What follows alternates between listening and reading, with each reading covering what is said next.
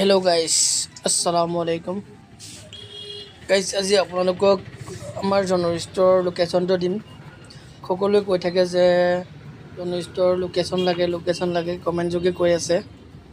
আহক আজি আপোনালোকক জনৰিষ্টৰ লোকেশ্যনটো দিওঁ। আপোনালোকৰ ইফালে চিধা আছে মৰিগাঁও ৰোড, মই দেখাই দিম।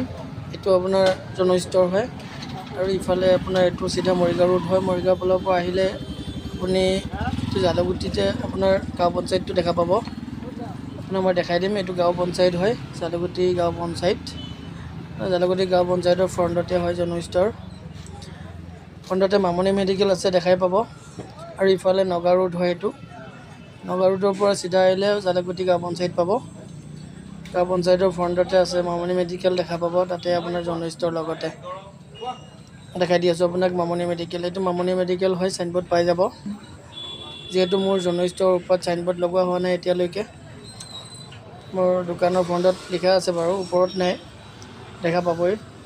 তো গাইজ আপোনালোকে চাই যাব আৰু লাইক এটা কমেণ্ট এটা কৰি যাব। তো